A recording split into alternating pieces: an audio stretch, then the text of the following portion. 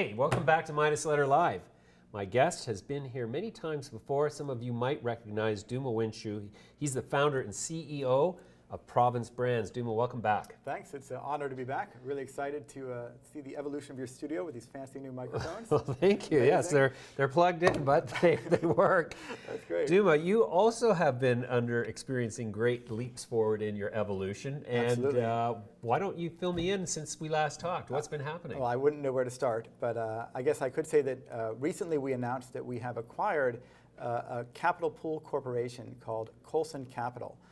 For any of your listeners or watchers who may not know what a capital pool corporation is, it's sort of like a bunch of guys get together and start a company that doesn't do any business. It just sits on the stock exchange waiting for someone like us to come along and use it as a vehicle to take their company public. So in fact, we will be taking Province Brands of Canada public very soon, and we'll be doing it through this vehicle, Colson Capital. Great. We can also announce now that we just signed this today, the funding for our going public raise will be coordinated by Paradigm Capital, which we're very excited by. So it will be a syndicate of several banks, but they're going to help us put together the syndicate, and they're underwriting the raise, which we will kick off in a few months prior to our going public activity. We're very excited to be working with Paradigm because they have a tremendous track record of being one of the leading banks in Canada working with the beer industry, specifically the craft beer industry. And we're not just a marijuana company, right? We're also a beer company. Right. And some so might argue more of a beer company than marijuana company, exactly. So they were the perfect partner. Great. Yeah. And so where are you at with product evolution at this point? Well, we can announce something there as well. We have so many announcements today.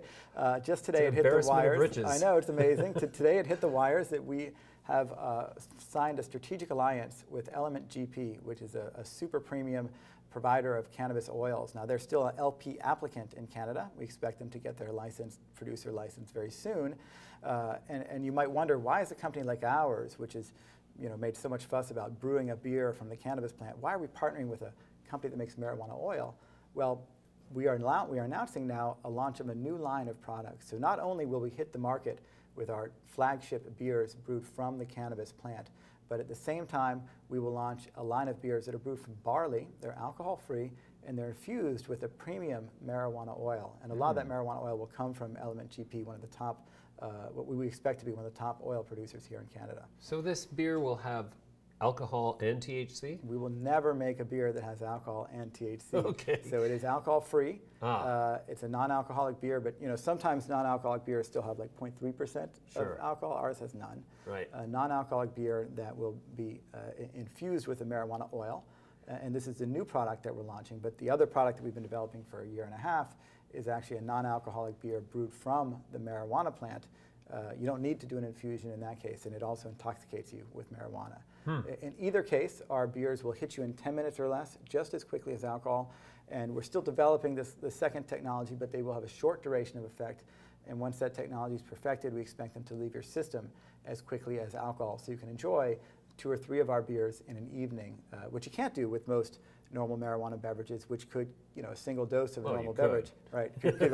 You get very high because a single dose could keep you high for 6 hours. You didn't want to talk to anybody. Just have 3 of these beers. You'll be catatonic in no time. For the night, yeah, exactly. Right. Let me ask you this. If it were legal to sell a product that included alcohol alongside THC, would you pursue that?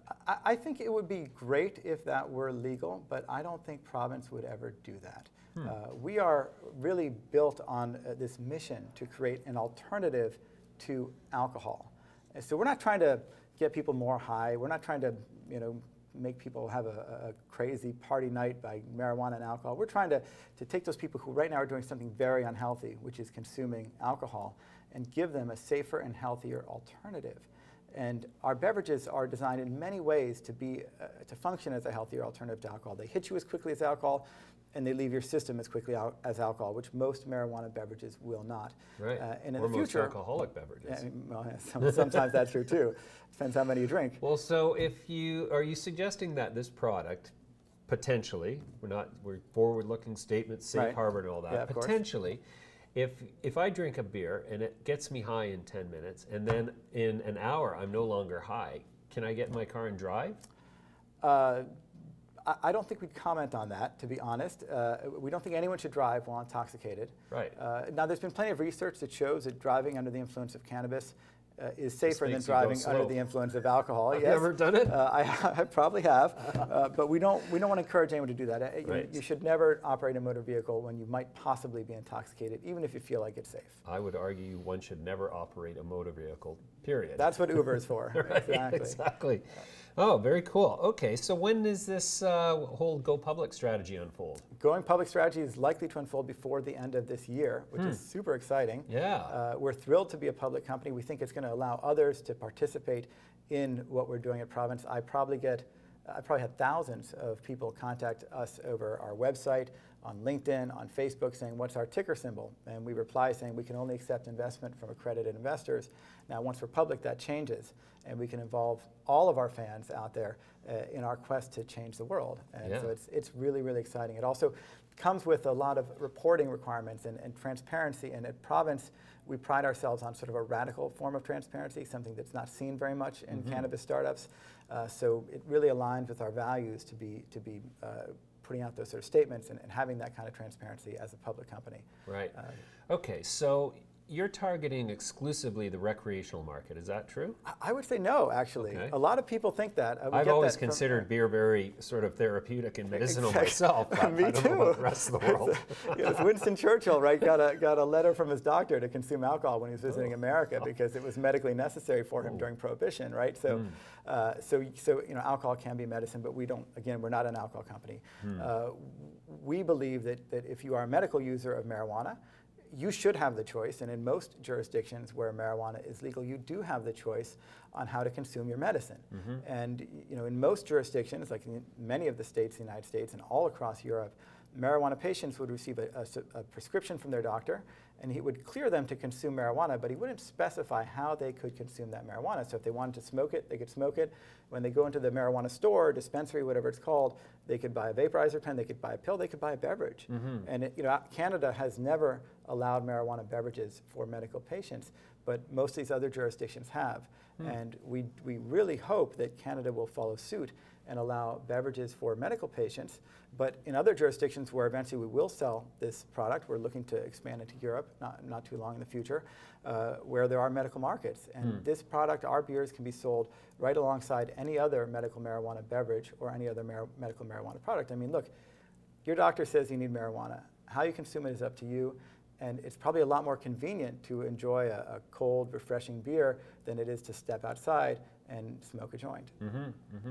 Okay, so under the new Bill C-45 that was recently enacted. October 17th. How exciting is this? Well, it's exciting, and it's also, I mean, there's a lot of sort of trepidation out there because there are some, let's just call them unresolved loose ends, so to speak. For example, who can sell cannabis and who can't, and in what form can cannabis be ingested recreationally and what forms it can't. And so my question for you is, by your understanding of Bill C-45 at this point, are you allowed to consume alcohol-infused beer? C-45 is very clear that you cannot mix alcohol and marijuana, which again, we would never do. That's not what our products are about. And C-45 further is very clear that on this first sale of marijuana products, which will be October of 2018, October 17th, 2018, beverages are not allowed. But it does have a clock, and it says that from 1 year after the first sale of recreational marijuana products, marijuana beverages must be on the market. Must be. Yes, it's a no later than. Now look, the government wrote it, they can change it. They change all kind of things, but if they don't change the rule right now, they have until October 17th, 2019 to allow our products to be on the market. Again, they won't be mixing alcohol with marijuana. That is probably never going to happen in Canada, and we think that's a great thing because we want to make an alcohol alternative. But they will allow marijuana beverages within 1 year of this October 17th first sale of recreational cannabis.